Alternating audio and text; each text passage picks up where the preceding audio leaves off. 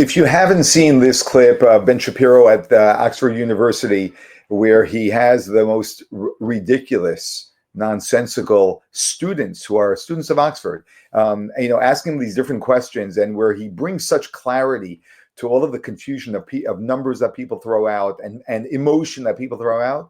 It's very important to see, to hear, to gain the clarity and the language to be able to actually respond to the idiocy that is stated by so many people who are quote unquote intelligent. Let's watch this clip.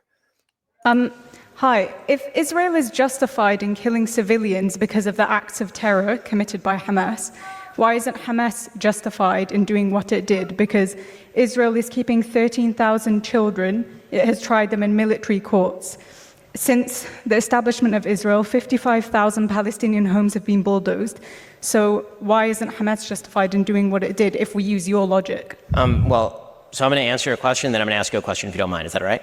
So my answer is that Israel would not be justified in killing Palestinian civilians because of the actions of terrorists. Israel would be justified in attempting to kill terrorists, and civilian casualties are a cost of war.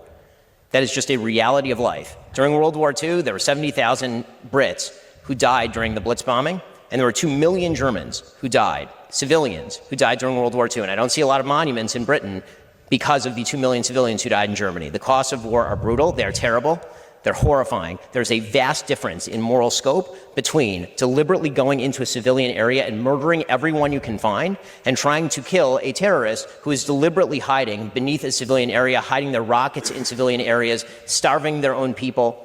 There is a vast difference. Okay, so now I get to ask my question, if you don't mind. So my question is, do you believe that there is a moral difference between Hamas going into, for example, Kfar Aza and murdering entire families, and Israel attempting to target terrorists and accidentally hitting civilians? Israel is effectively doing the same because Gaza is the most densely populated region in the world. There are 15,000 people per square mile. So does Hamas get immunity because they're there? So Hamas gets immunity. So Israel has killed 3,500 children in the past 3 weeks. That's more children. That's more children than have died in conflicts around the world in each of the last 4 years. So just to be clear, your logic is that if you're a terrorist group located in a densely populated community and you hide behind civilians, you're now immune. Where are the children meant to go? So you're immune. Okay. That's a violation of the Geneva Conventions, but okay. You're now immune. Your logic is that if you're a Hamas terrorist... Since 2005, 23 out of every 24 conflict deaths have been Palestinian. I don't see any moral equivalency there. It's clearly unjust what the IDF has been doing to the Palestinians because there's a vast disparity between the number of Palestinians being killed and the number of Israelis. I mean, I would certainly hope that Israel is killing more Hamas This isn't a conflict. This isn't a conflict. This is one-sided ethnic cleansing. So, again, I'm just asking you, if based on the numbers, more Germans died than Brits in World War II, did that mean that the British were wrong in World War II? Because they did. Many more Germans died than Brits. Based on the numbers, does that mean that Britain was wrong in World War II? Britain wasn't bombing civilians.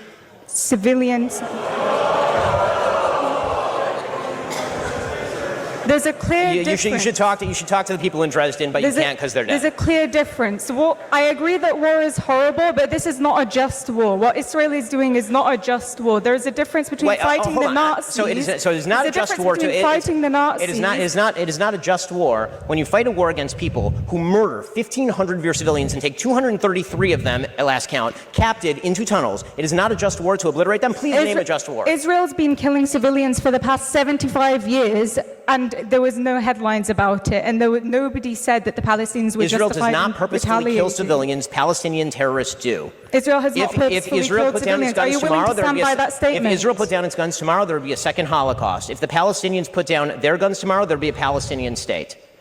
That is the reality. And let me ask you this. There would not be a Palestinian settlement. I'm going to ask you this. I'm just going to ask you the last question, the same question I asked her. Which part of Palestine is occupied? The entirety of Palestine, but I'm not calling for the destruction of Jews. I appreciate you expressing your full genocidal intent for the Jewish people living between the rivers. Why is it genocidal to call for a state that is not apartheid? You can have a state where all citizens have equal rights, Jews and Muslims. I'm sure that's going to go amazingly under the same people who are governing the Gaza Strip, where currently zero Jews live. In the time, can we move on to the next question, please? This is very, very important to get.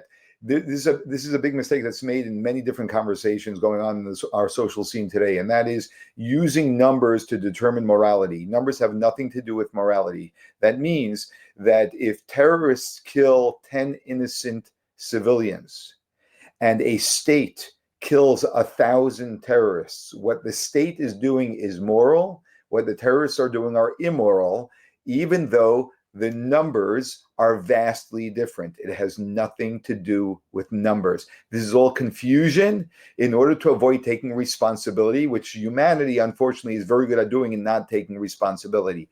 And we must uphold that.